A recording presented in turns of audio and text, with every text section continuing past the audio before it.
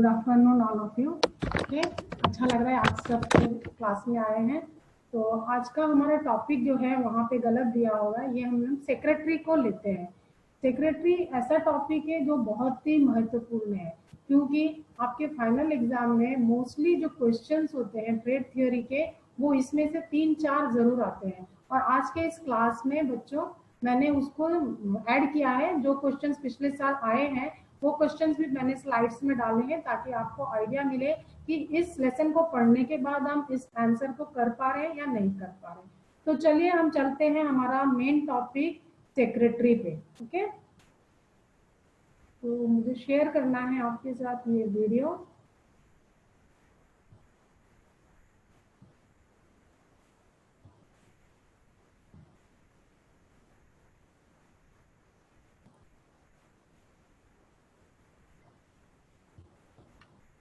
चलिए तो शुरू करते हैं अपना लेसन।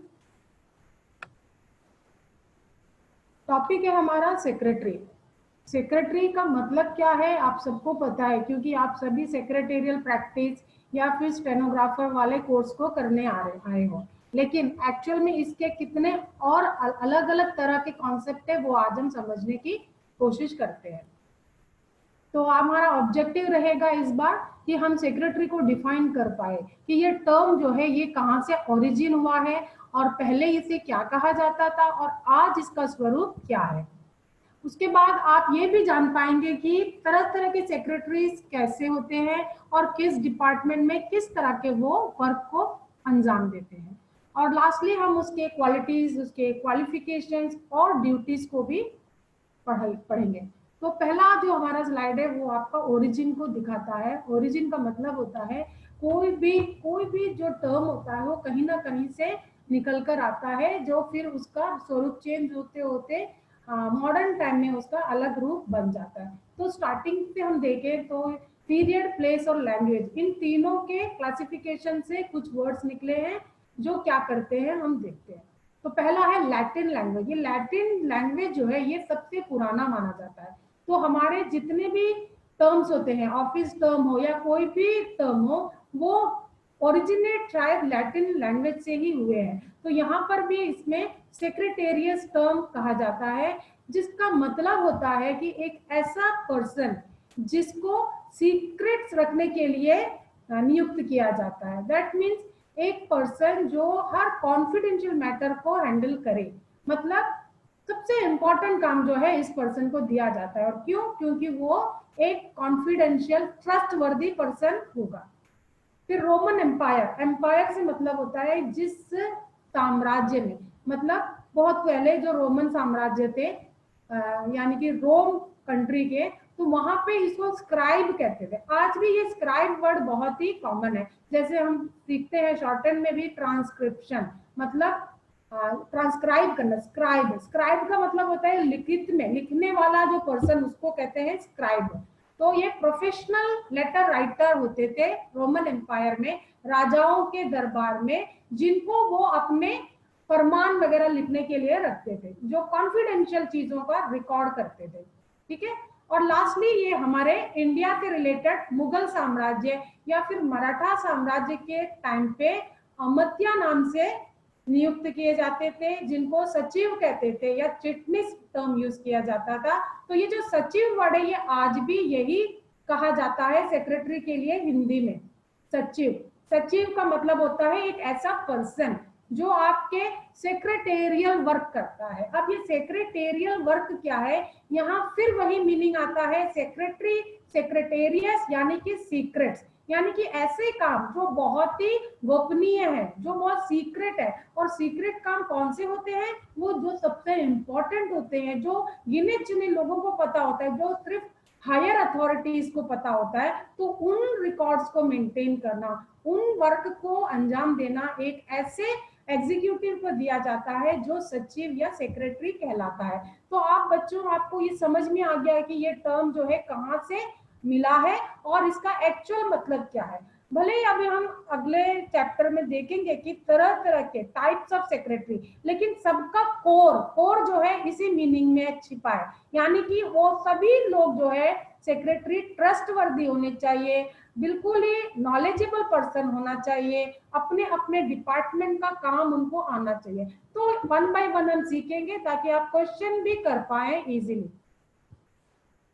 अब इसका डेफिनेशन जो है, हर एक टर्म का एक तय डेफिनेशन होता है जो सबके लिए कॉमन है, तो वो हम यहाँ देखते हैं कि ऑक्सफोर्ड डिक्शनरी क्या कहता है।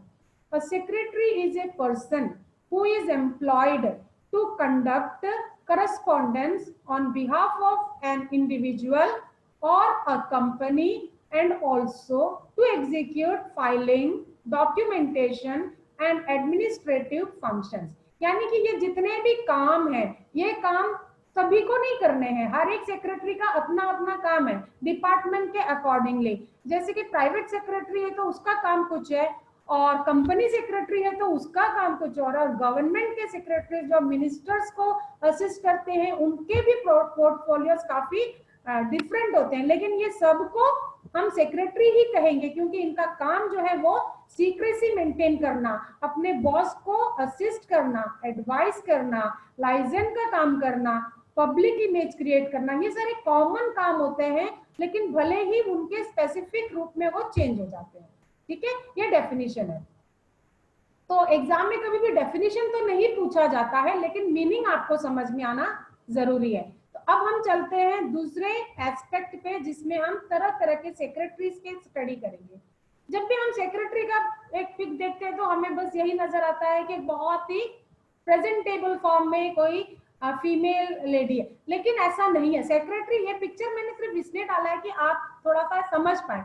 तो इसमें फीमेल मेल दोनों तरह के हो सकते हैं प्राइवेट सेक्रेटरी का पहला रूप, क्योंकि ये जो है काम जो है वो दोनों के लिए होता है, और नॉर्मली जो है वो बिजनेस पीपल जो है फीमेल जो सेक्रेटरीज है उनको ज्यादा नियुक्त करते हैं, क्योंकि शुरू में जब यूके में ये स्टार्ट हुआ था तब सिर्फ टाइपिस्ट का काम और स्टेनो का काम ये फीमेल ही करते थे।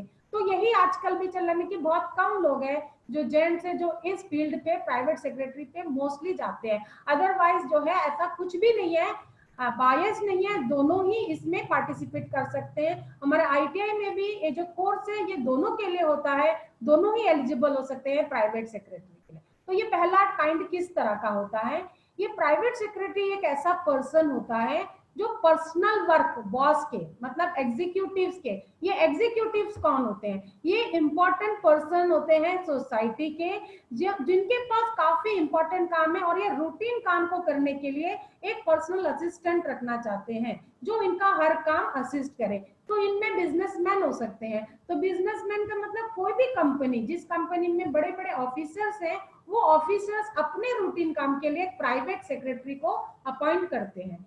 गवर्नमेंट ऑफिसर्स, जितने बड़े बड़े ऑफिसर्स होते हैं जो एग्जीक्यूटिव काम करते हैं, उनको भी एक प्राइवेट सेक्रेटरी का असिस्टेंस मिला होता है जो उनको रूटीन वर्क से मुक्ति देता है। डॉक्टर्स भी एक तरह के प्रोफेशनल्स हैं, एक्टर्स भी प्रोफेशनल्स हैं। ये सारे लोगों को भी अपने रूटीन काम से बचने के लिए एक ना एक असिस्टेंस की जरूरत है, तो वो प्राइवेट सेक्रेटरी का हेल्प लेते हैं। ऐसे ही पॉलिटिकल लीडर्स हो गए और लॉयर्स, इस तरह आप किसी भी बिजनेस पीपल जो सोसाइटी में है वो एक ऑफिशियली एक सेक्रेटरी अपॉइंट कर सकता है पर्सनल और रूटीन फंक्शन के लिए। तो इनका जो जॉब प्रोफाइल है इसे हम देखते हैं ये क्या है।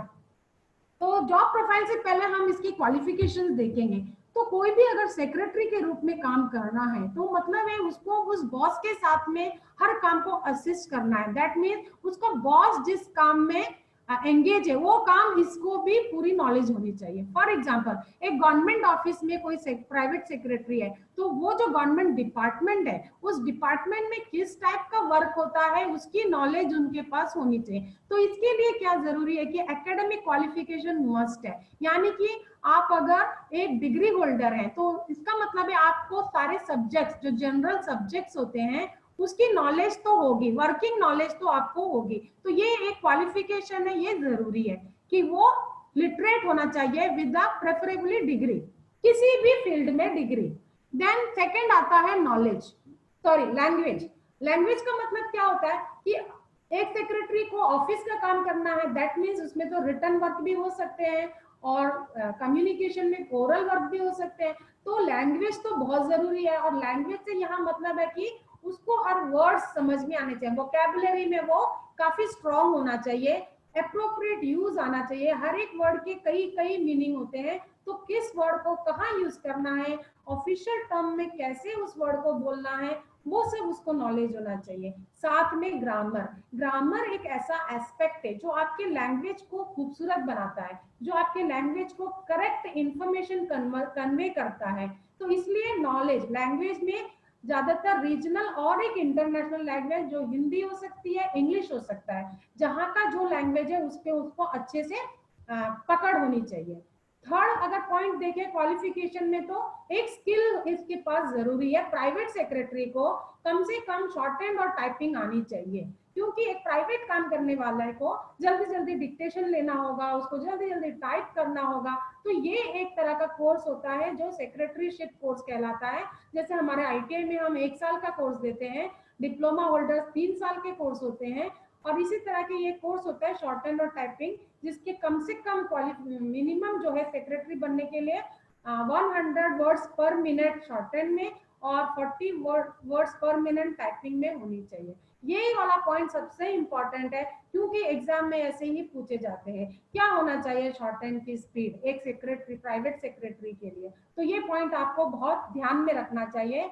फोर्थ में आते हैं कि सेक्रेटरी को ऑपरेशन, मशीन ऑपरेशन की नॉलेज होनी चाहिए। मतलब ऑफिस में एक सेक्रेटरी काम करे तो वो दूसरे स्टाफ के ऊपर डिपेंड तो नहीं रह सकते, इमरजेंसी है तो उसको फोटोकॉपी भी चलाना आना चाहिए, कंप्यूटर्स में तो काम करना आना ही चाहिए, और नेटवर्क में इंटरनेट का उपयोग, फैक्स का उपयोग, फोन का उपयोग, ये सब कुछ भी उसको अच्छे से आना चाहिए।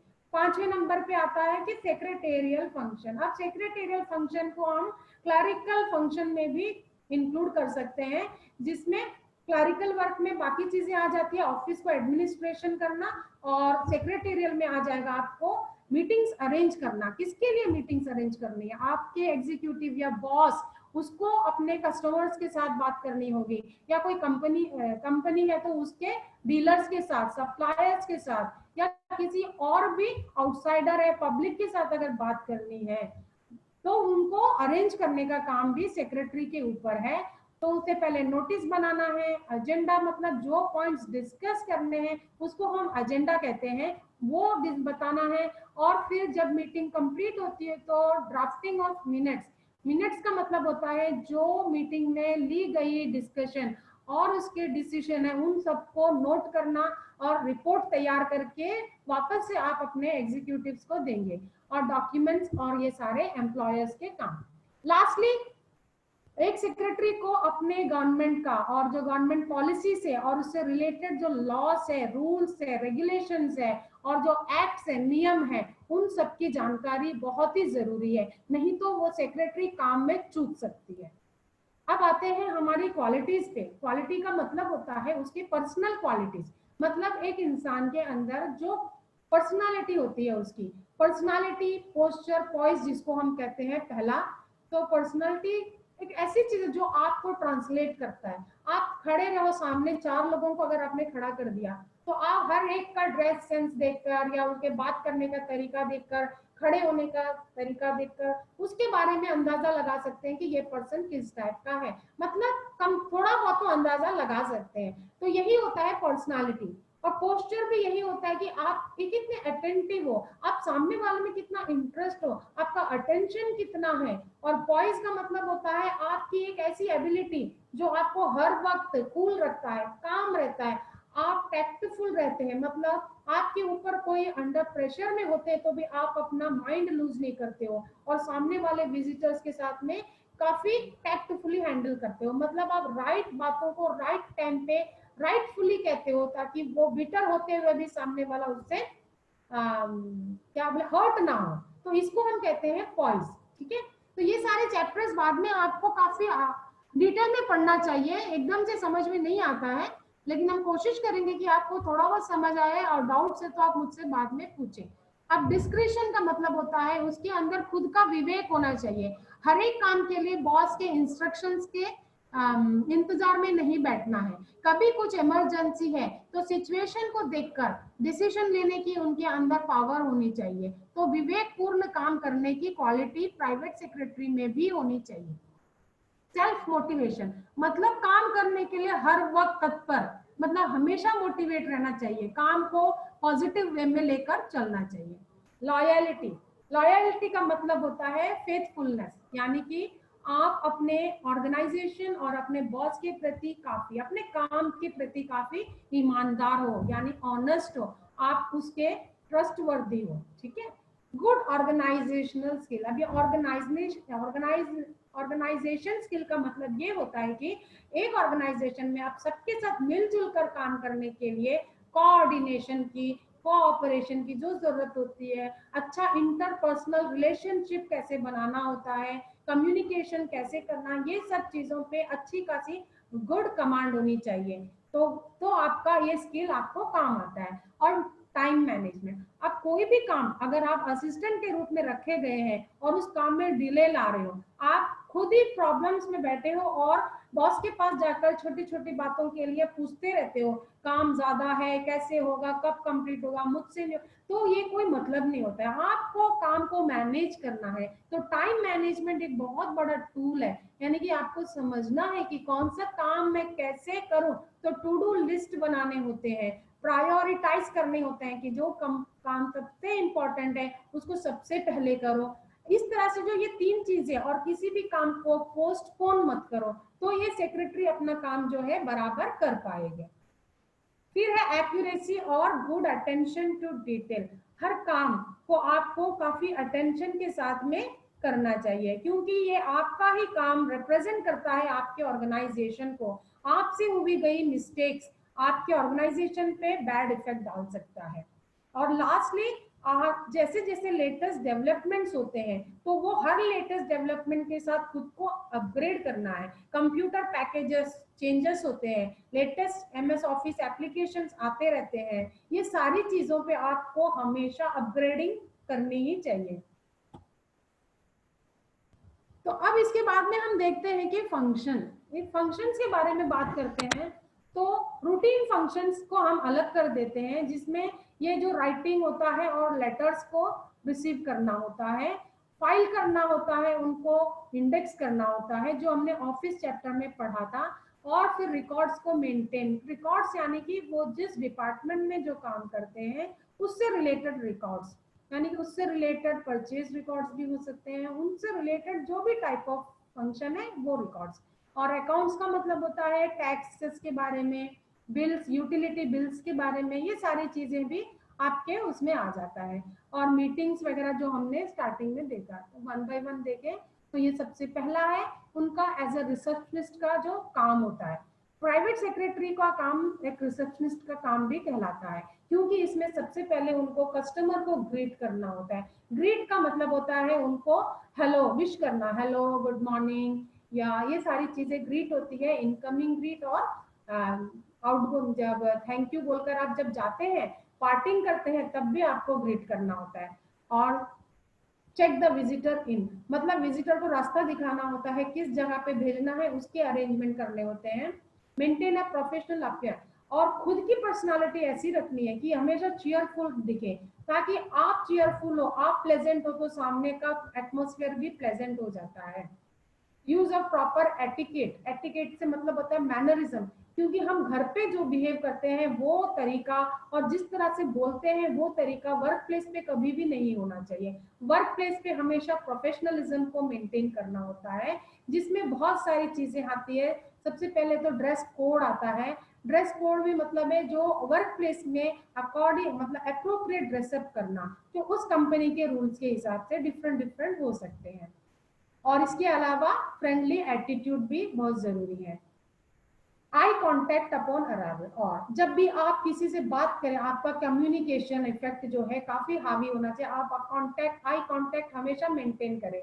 आप अपना टाइपिंग करते जा रहे हैं, टेलीफोन पे आपका फोन है और आप बात भी किए जा रहे हैं विजिटर से, तो उनके सेंटिमेंट हर्ट हो सकते हैं, उनको लग सकता है कि उनको कोई इंपॉर्टेंस नहीं है, बस ये तो हमें यूं ही टरका रहे हैं। ऐसा नहीं होना चाहिए, क्योंकि आपके लिए हर कस्टमर किंग होता है, क्योंकि कस्टमर इज ऑलवेज राइट।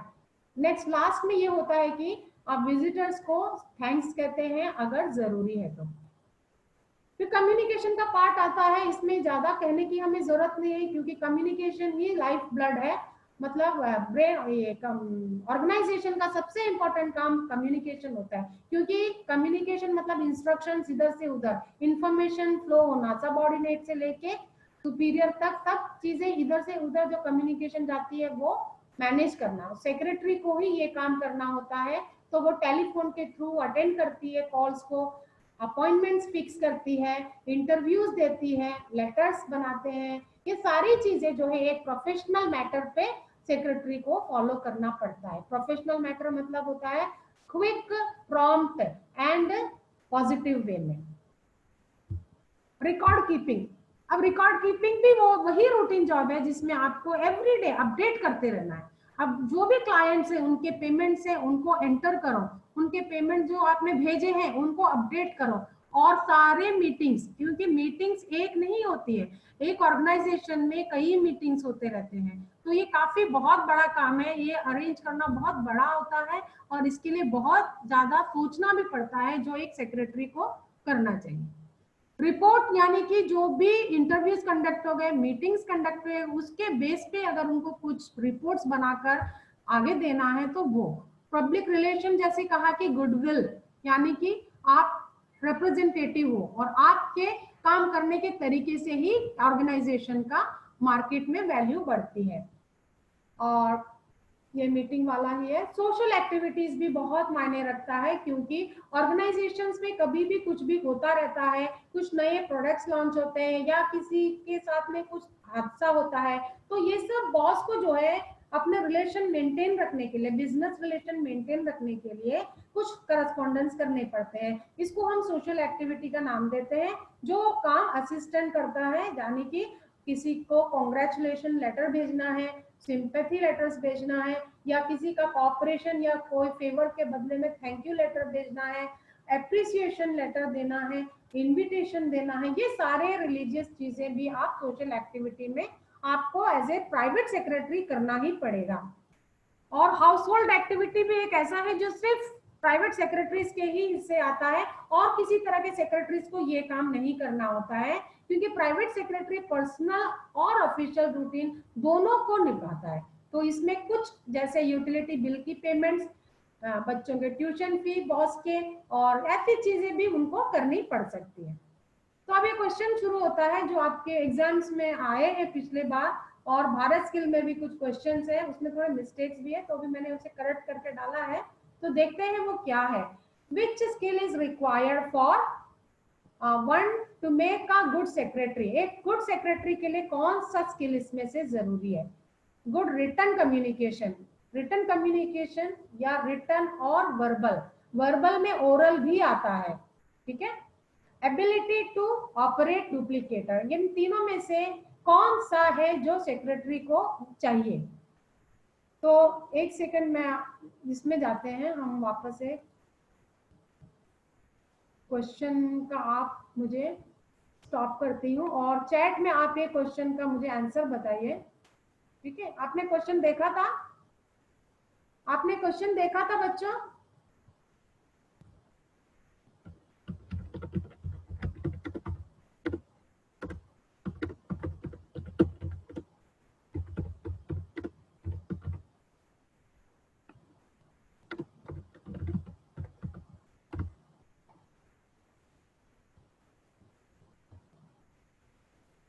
चलो आप लोगों ने जो लिखा है बी ए बी, मैं देख लेती हूँ कि क्वेश्चन फिर से मैं भूल गई हूँ कि क्या है, वैसे एक बार देख लेती हूँ, ठीक है। शेयर करते हैं वापस से।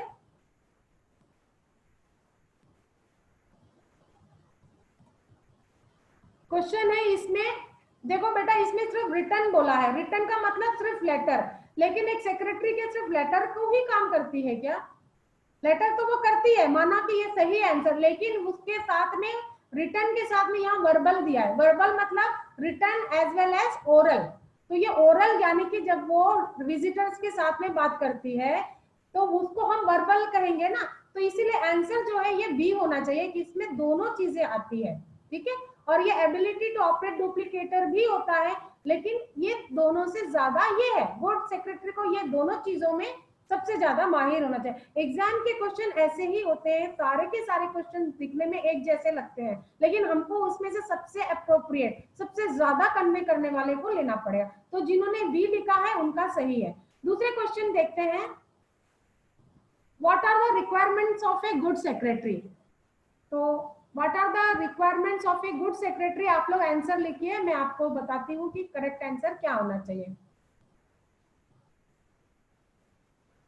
क्या रिक्वायरमेंट है एक गुड सेक्रेटरी का, कि उसका स्पीड जो है शॉर्ट हैंड में 100 होना चाहिए, टाइपिंग में 40, या 80-30 होना चाहिए, या पोस्ट ग्रेजुएट डिग्री होना चाहिए।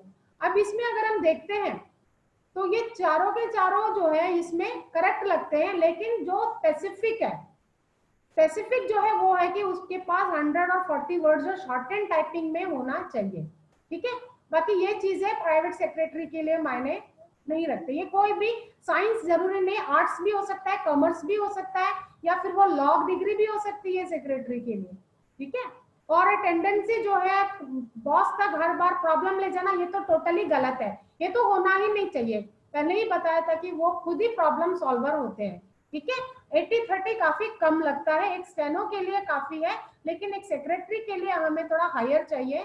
तो मुझे लगता है आपको ये आंसर समझ में आ गया है, ये तीनों आंसर क्यों गलत है। ठीक है, नेक्स्ट में चलते हैं। Can a secretary get more work done from, किस तरह से एक सेक्रेटरी ज्यादा काम ले पाएगी। यहाँ है एम्प्लॉइंग टैक्टफुलनेस, अगर उसने टैक्टफुलनेस से काम किया तो ज्यादा काम मिलेगा। तो टैक्टफुलनेस तो अच्छी बात है, आगे के भी ऑप्शंस हम देखते हैं क्या वो क्या कहते हैं।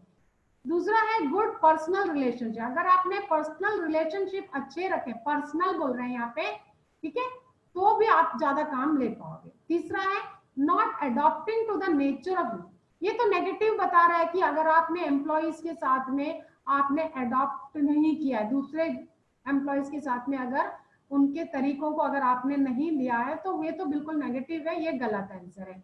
मेंटेनिंग डिसिप्लिन, ये तो सही है, लेकिन क्वेश्चन क्या है, गेट मोर वर्क। यहाँ क्वेश्चन इन चीजों से देखना है कि क्या मांग रहा है, मोर वर्क। अगर किसी से आपको ज्यादा काम लेना है तो आपको रिलेशनशिप अच्छे रखने हैं। आपका काम तो हर कोई करेगा, लेकिन आपको और काम करना है, यानी कि आउट ऑफ द वे उनको काम ज्यादा लेना है, तो आप रिलेशनशिप के बेस पे भी आपका काम जो है ज्यादा मिल सकता है। तो इसमें ये आंसर है आपका good personal relation, interpersonal relationship जो होते हैं ये है। ये एग्जाम से आए हुए क्वेश्चन से, इसलिए मैंने एज इट इज दिया है, कंफ्यूज करने वाले क्वेश्चन से आपको समझना है कि बाकी सारे दो भी करेक्ट लग रहे हैं, लेकिन ये वहां यहाँ पे इसको, यहाँ पे ये उसके साथ में टैली नहीं कर पा रहे हैं, यहाँ ये पर्सनल रिलेशनशिप को भी ये कर पा रहे हैं। नेक्स्ट है विच quality should A secretary, which quality, quality की बात करते हैं कि हमें कौन सी क्वालिटी सेक्रेटरी में देखनी चाहिए। गिविंग इन, गिविंग इन मतलब है कि आगे देना। इमोशंस, जब कोई भड़का देते हैं, प्रोवोकेशन का मतलब होता है भड़क जाना, मतलब सिचुएशन, कोई अगर गुस्से वाला विजिटर आ गया तो आप इमोशनल हो जाते हैं, आप भी गुस्सा करने लगते हो, तो ये तो आपकी क्वालिटी नहीं है, ये गलत है। कर्टियस टू सुपीरियर्स होने, मतलब एक सेक्रेटरी अपना, अपने से जितने भी सुपीरियर्स है उनके साथ काफी पोलाइटली बात करे, लेकिन और किसी से नहीं, तो ये तो बहुत गलत बात है, ये एक क्वालिटी नहीं है सेक्रेटरी का। दूसरा है एम्बैरेसिंग कमेंट्स पास करना, मतलब एक सेक्रेटरी किसी के पर्सनल कमेंट्स दे या गलत बातें करे, तो ये भी बहुत ही नेगेटिव है, ये क्वालिटी में नहीं आ सकती। लास्ट क्या है, remaining cool under all circle, यहाँ का मतलब है कि सेक्रेटरी को अपनी पर्सनालिटी, पॉइज, पोस्चर को सही रखना है, मतलब हर एक सिचुएशन, भले वो गुस्से वाला हो, इमोशनल हो, तकलीफ वाला हो, हर सिचुएशन में आप डर गए, एम्बैरस हो गए, नाराज हो गए तो काम नहीं कर पाओगे। तो ये जो पॉइज है, पॉइज कहते हैं यहाँ पे, ये पॉइज, प्रेशर में काम करने की जो कला है वो आपके पास होनी चाहिए। तो आंसर इज डी, बाकी तीनों आपके मिस्टेक है। इसके बाद हम देखते हैं which option is correct for a private secretary, मतलब एक प्राइवेट सेक्रेटरी के लिए इसमें से कौन सा ऑप्शन, कौन सा विकल्प सही है। He performs the work of A stenographer, ये तो करेक्ट है, स्टेनोग्राफर का तो काम करते हैं, लेकिन सीधे ही हम इस पे टिक नहीं लगाएंगे, क्योंकि बाकी ऑप्शंस भी देखते हैं जो इससे भी ज्यादा मीनिंगफुल हो, तो हम उसको सेलेक्ट करेंगे। He performs the work of an assistant, ये भी ठीक है, एक असिस्टेंट के जैसे भी काम करता है। He perform the work of stenographer and assistant, यानी कि दोनों तरह के, स्टेनोग्राफर मतलब डिक्टेशन लेना, टाइपिंग करना, ठीक है। असिस्टेंट मतलब इसके अलावा भी रिकॉर्ड कीप कर लेते हैं, कम्युनिकेट कर लेते हैं, हाउस होल्ड काम कर लेते हैं, तो वो भी होता है। तो ये इसमें ये दोनों कवर हो गया, ठीक है।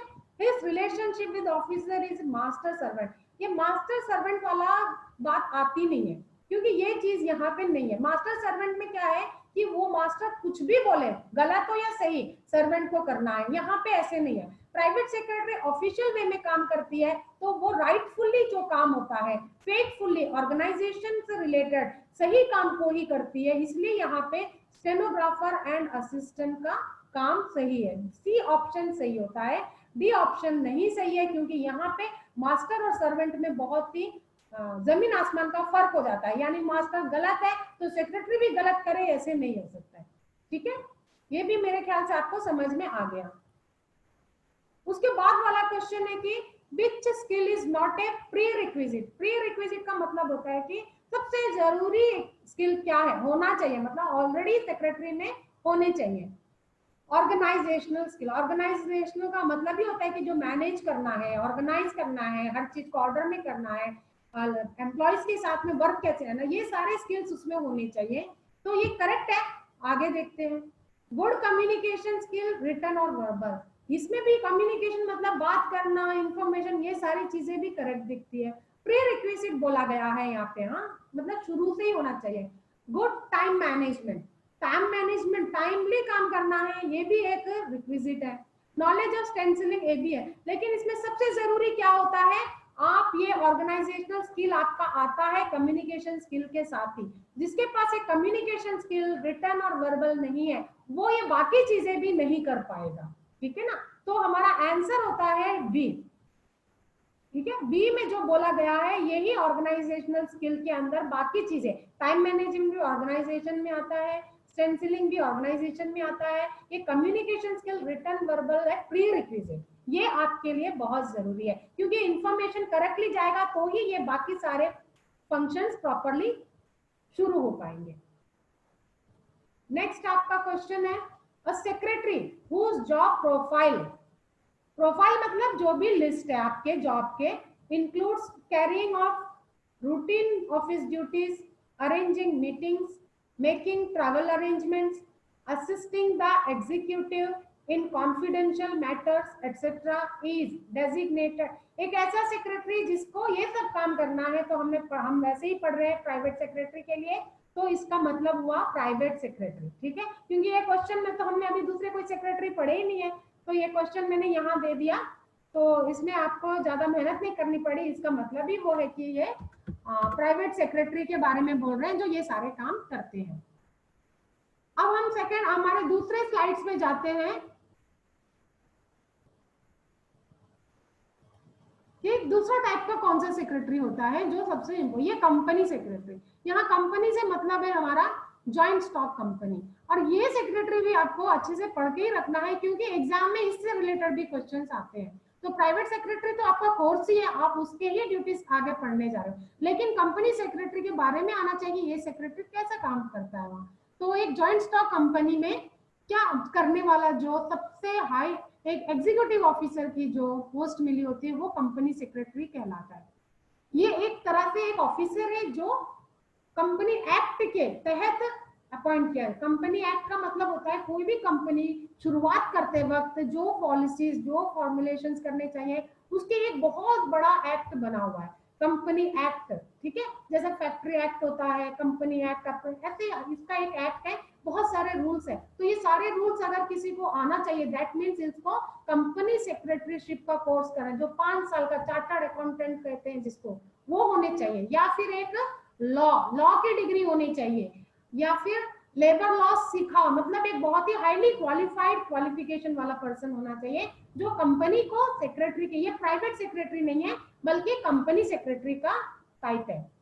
एक सर्वेंट, यानी कि ये सर्वेंट यहाँ पे इसलिए टर्म यूज हुआ है कि यहाँ मास्टर वर्ड नहीं है, यहाँ पे गवर्नमेंट या फिर एक इंस्टीट्यूशन और उसका सर्वेंट, जैसे हम सब गवर्नमेंट सर्वेंट में आते हैं, जैसे गवर्नमेंट हमारा जो इंडियन गवर्नमेंट सेंट्रल हो या स्टेट, वो हमारा ये हो गया, और उसके सर्वेंट गवर्नमेंट सर्वेंट को हम सर्वेंट कहते हैं, ठीक है, मास्टर एंड सर्वेंट नहीं, ओके। तो ये एडमिनिस्ट्रेशन का काम देखते हैं। एडमिनिस्ट्रेशन का मतलब होता है पब्लिक एडमिनिस्ट्रेशन, यहाँ कंपनी एडमिनिस्ट्रेशन, कंपनी को चलाने के लिए क्या क्या board of directors, shareholders और stock stakeholders, employees, workers, ये सारे लोग होते हैं ना, इन सब के रिलेटेड जितने भी एडमिनिस्ट्रेशन है उनको देखने वाला एडवाइजर। दैट मीन्स क्या एडवाइस करना है उनको, पर्सनल मैटर नहीं। यहाँ एडवाइस करने की बात आती है तो कंपनी रिलेटेड लॉस के बारे में, कंपनी से रिलेटेड बेनिफिशियल बातों के बारे में, उससे रिलेटेड एक्शंस रेजोल्यूशंस के बारे में, पॉलिसी चेंज करें, वो सारे एडवाइसेस जो है वो बोर्ड ऑफ डायरेक्टर्स को देने का काम ये सेक्रेटरी ही करता है। एजेंट के रूप, एजेंट यानी कि दो लोगों के बीच में अगर मिडिल मैन होते हैं तो हम एजेंट कहते हैं। यहाँ पे एग्रीमेंट्स कॉन्ट्रैक्ट्स, कहाँ एक कंपनी अगर उनका कोई बिजनेस है तो उनके जो है सप्लायर्स के साथ में या डीलर्स के साथ में जो कॉन्ट्रैक्ट्स तैयार होते हैं वो जो है टेक्निकल पार्ट्स होते हैं, उसको समझने की जो है वो सेक्रेटरी को ही होती है, तो वो एक एजेंट का काम करता है। कोऑर्डिनेटर यानी कि आप सारे डिपार्टमेंट, सारे लोगों के बीच आपको कोऑपरेशन या मेल मिलाप से काम करने के लिए फंक्शन करना है, तो ये कोऑर्डिनेट्स का काम भी करते हैं सेक्रेटरी। पिवट, पिवट का मतलब होता है सेंट्रल पॉइंट, जो चक्के का जो बीच का हिस्सा होता है ना जहां से वो पूरा घूमता है, तो ये एक शेयर होल्डर्स यानी कि कंपनी में जितने भी इन्वेस्टर्स होते हैं, जितने भी लोगों का फंड लगा है, और जो मैनेजमेंट है मतलब जो चलाते हैं, जिनके सबसे ज्यादा इन्वेस्टमेंट होते हैं या ओनर्स भी आप कह सकते हो, तो इनके दोनों के बीच में जो सेंट्रल पोर्शन है वो ये कंपनी सेक्रेटरी है। कंपनी सेक्रेटरी जिसको हम समझ सकते हैं कि जो चीफ एग्जीक्यूटिव ऑफिसर, सीईओस कहते हैं, जो सारे डिसीजन लेते हैं, सारे स्ट्रेटेजिक प्लानिंग करते हैं, ये सारा काम कंपनी सेक्रेटरी का होता है, जो बहुत ही वेल वर्स्ड होते हैं उसके रिलेटेड कंपनी के, ठीक है। तो अब इसके क्वेश्चंस आ गए हैं, इसमें देखो क्या क्वेश्चन है, ये क्वेश्चन भी हमारे एग्जाम से है। Which of the secretaries act as a pivot between share, जहां पे भी शेयर होल्डर और मैनेजमेंट की बात आती है आप आंख बंद करके उसमें कंपनी सेक्रेटरी को चूज कर सकते हैं, क्योंकि शेयर होल्डर्स टर्म जो है कंपनी में ही यूज होते हैं, ठीक है ना, तो यहाँ पे आप इसको यूज कर सकते हैं। सेक्रेटरी ऑफ ए क्लब, इसके बाद वाली जो सेक्रेटरी है वो है क्लब। क्लब का मतलब होता है कोई भी ऐसे क्लब, यानी कि यूथ क्लब, जैसे आप स्टूडेंट्स के क्लब बना सकते हैं, मतलब कुछ कॉमन ग्रुप, उनके म्यूचुअल एक क्लब होती है जिसमें वो अपने एक्टिविटी, स्पोर्ट्स क्लब्स जो है काफी फेमस है। स्पोर्ट्स क्लब्स मतलब जो भी स्पोर्ट्स से रिलेटेड पीपल होते हैं उसमें रुचि रखने वाले एक क्लब बनाते हैं और मेंबर्स बनते हैं, तो मेंबर्स उसमें अपना कंट्रीब्यूशन देते हैं और उस पैसों से उनका जो है मैनेजमेंट होता है, वो तरह तरह के स्पोर्ट्स एक्टिविटीज को प्रमोट करते हैं, ऑर्गेनाइज करते हैं, तो वो एक क्लब हो गया है। तो ऐसे क्लब में जो है मेंबर्स का होना जरूरी है और उस मेंबर का ही कोई पर्सन सेक्रेटरी के रूप में नियुक्त करते हैं। और सेक्रेटरी का जो काम होता है वो हमने पहले ही समझ लिया है कि सबसे इंपॉर्टेंट काम कॉन्फिडेंशियल, सेक्रेटेरियल, ये सारे काम जो है वो इस सेक्रेटरी को कर, कार्यकारी अधिकारी जिसका नाम देते हैं। तो ये जो है क्लब्स के होते हैं, ठीक है, और उनको पैसे नहीं मिलते हैं, वो अपनी मर्जी से करते हैं, जैसे क्रिकेट के जो थे और हॉकी क्लब ऐसे हो सकते हैं। दूसरा सेक्रेटरी कोऑपरेटिव, कोऑपरेटिव वर्ड से हमको समझ में आता है कि ये क्या है, ये सोसाइटी एक्ट के तहत रजिस्टर होते हैं, कंपनी जैसे नहीं, ये सोसाइटी है। सोसाइटी मतलब एक ही, जैसा हाउसिंग सोसाइटी आप सबने सुना होगा, हाउसिंग सोसाइटी मतलब होता है किसी एक जगह पे हाउसेस बने होते हैं, अपार्टमेंट्स, बिल्डिंग्स, और उसमें वो उस बिल्डिंग को चलाने के लिए, ताकि उसमें सेफ्टी, सिक्योरिटी, मेंटेनेंस बने रहे, तो वो जो सोसाइटी में भी कुछ ना कुछ सेक्रेटरी के रूप में इलेक्ट किए जाते हैं और वो लोग वहां पे काम करते हैं ऑन बिहाफ ऑफ सोसाइटी, ठीक है, रूटीन जॉब के लिए। तो इनका मतलब है कि इनको भी कोऑपरेटिव सोसाइटी के मेंबर होने चाहिए। तो हाउसिंग सोसाइटी हो सकते हैं, क्रेडिट सोसाइटी हो सकते हैं, और आपने सुना है लिज्जत पापड़, जिसमें एक ऑर्गेनाइजेशन है, सारे फीमेल्स ही उसको पापड़ और कुछ खाने की आइटम्स की सप्लाई करते हैं, वो भी एक तरह से कोऑपरेटिव है। अमूल कोऑपरेटिव सोसाइटी आपने सुना होगा। कोऑपरेटिव सोसाइटीज काफी सारे हैं जो एक म्यूचुअल अंडरस्टैंडिंग पे मेंबर्स के फायदे के लिए गठित की जाती है। इसके बारे में बाद में डिटेल में पढ़ सकते हैं, क्योंकि ये हमारे परव्यू में नहीं आ रहा है, लेकिन आपको नेट पे इससे पढ़ लेना चाहिए ताकि उसका जो सेक्रेटरी क्या काम करता है आपको अच्छे से समझ में आए और एग्जाम में क्वेश्चन आए तो आप क्लियर हो। तो ये यहाँ के जो सेक्रेटरी है ये जो है अपॉइंट होते हैं, नहीं वो इलेक्ट किए जाते हैं, मतलब उसके जितने भी उस सोसाइटी के मेंबर्स होते हैं उस मेंबर्स में से इलेक्शन करके जो मेंबर्स मेजोरिटी को वोट देगी वो सेक्रेटरी नियुक्त होगा। ठीक है, और इसीलिए यहाँ पे विच सेक्रेटरी इज इलेक्टेड में प्राइवेट सेक्रेटरी को इलेक्ट नहीं किया जाता है, तो इसे अपनी क्वालिफिकेशन के रूप में वो जॉब इंटरव्यू में जाकर सेलेक्ट होते हैं। कोऑपरेटिव सोसाइटी में ही ऐसा होता है कि वो इलेक्ट किए जाते हैं। ठीक है, कंपनी सेक्रेटरी में भी इलेक्शन से नहीं होता है, वो अपने बलबूते पर ही काफी सालों के एक्सपीरियंस अपने डिग्रीज के बलबूते पर ही उनका अपॉइंटमेंट होता है। और एम्बेसी है तो अभी हमने सीखा ही नहीं है, ये अभी आगे आएगा। एम्बेसी जो है वो इसमें नहीं है, इलेक्शन जो है वो होता है कोऑपरेटिव सोसाइटी के सेक्रेटरीज में। ये पॉइंट भी आपको ध्यान रखना है।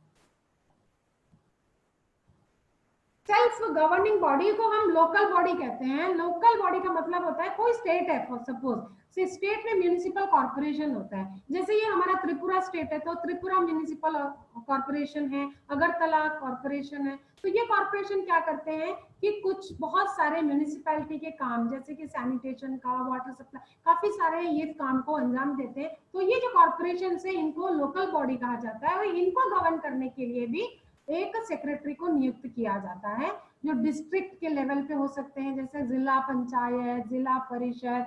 तो ये भी आप अगर आपने सोशल स्टडीज में पढ़ा है तो आपको पता चल जाएगा ये किस तरह की बॉडीज है, इन बॉडीज का कैसे काम होता है, क्या होता है, वो ऑपरेशंस आप देख सकते हैं।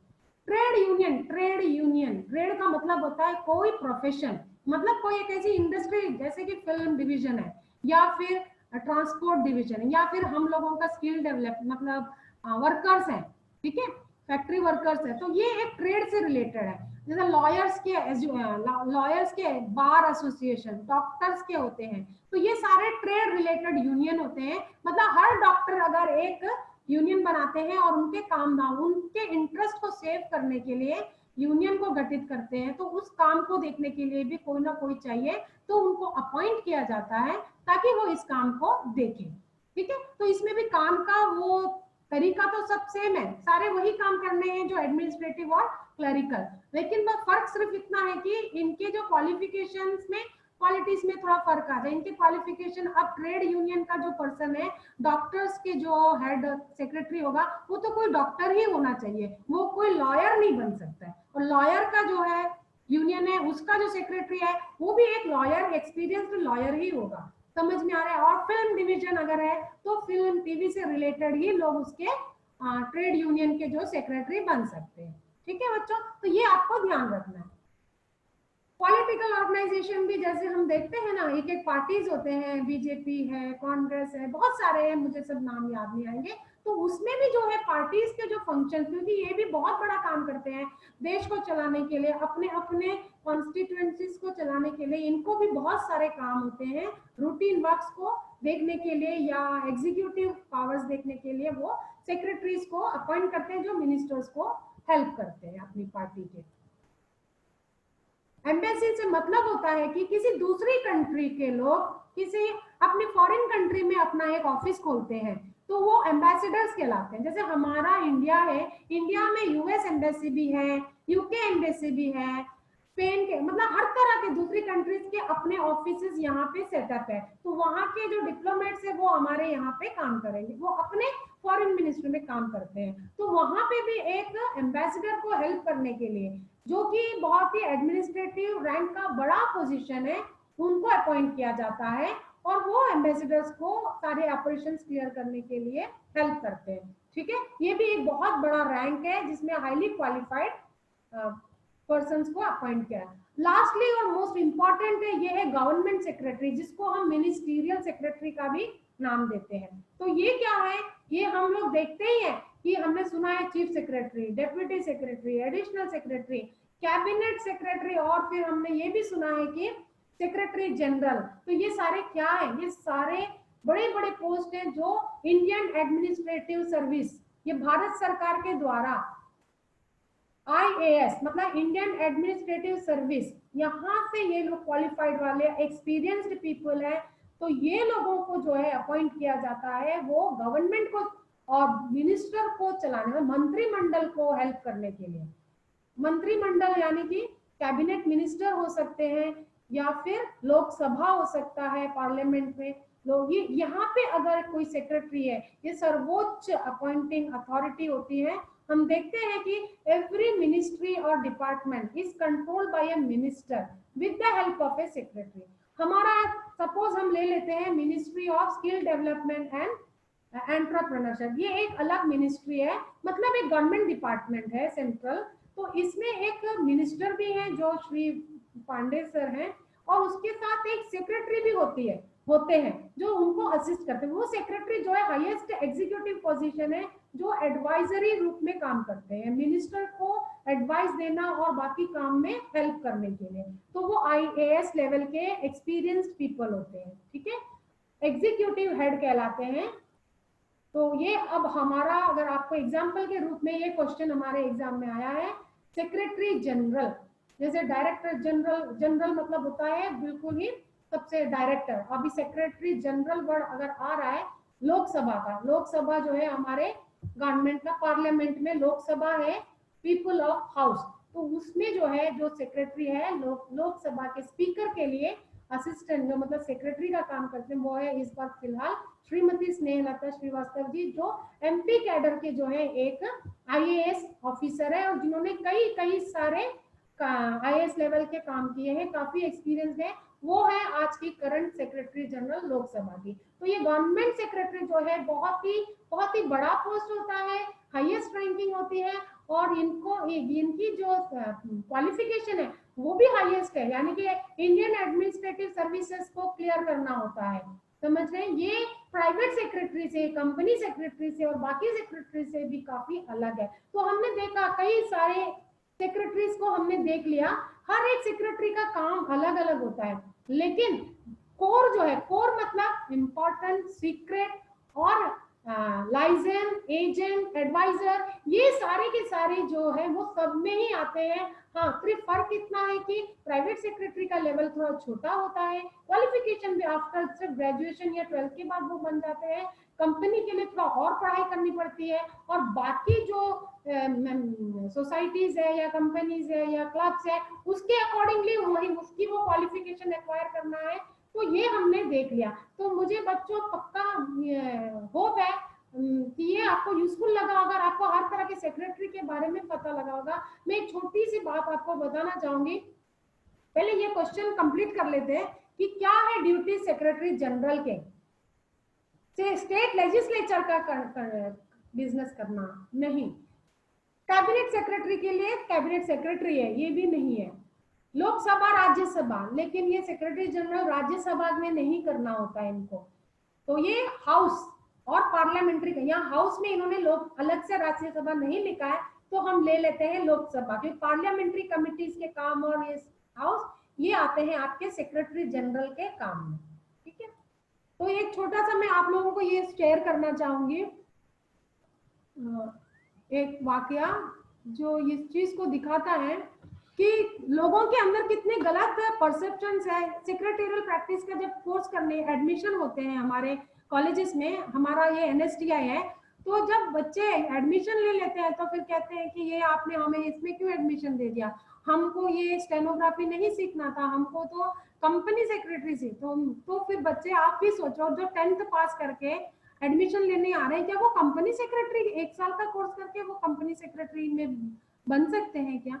तो एक सेक्रेटरी का परसेप्शन ही गलत है, उनको लगता है कि सेक्रेटरी का मतलब होता है सिर्फ प्राइवेट, वो कंपनी सेक्रेटरी, या कुछ लोग सोचते हैं कि सिर्फ प्राइवेट सेक्रेटरी। नहीं, अगर आपने प्राइवेट सेक्रेटरी का कोर्स किया, सपोज आपने ITI किया, तो क्या आपका करियर बंद हो जाएगा? नहीं, क्योंकि सेक्रेटरी रिलेटेड सारे एडमिनिस्ट्रेशन काम आपको आ जाते हैं, सिर्फ फर्क इतना है कि आपके पास एक्सपीरियंस नहीं है और आपके पास क्वालिफिकेशन है। उसके बाद अगर आपने कोई डिग्री चालू कर ली, आपने लॉ डिग्री ले ली या फिर आपने कॉमर्स की डिग्री, तो आप कंपनी सेक्रेटरी के लिए भी एलिजिबल हो जाओगे ना, आप फिर से वो कोर्स कंप्लीट कर पाओगे, आपका करियर रुकता तो नहीं है। 10th के बाद आपने 1 साल कोर्स करने के बाद आपका करियर बंद नहीं हुआ, आपको प्रोग्रेशन मिल रहा है, आपको कॉन्सेप्ट्स क्लियर हो रहे हैं, आप किसी भी सेक्रेटरी के या किसी भी कोर्स में आगे भी जा सकते हो।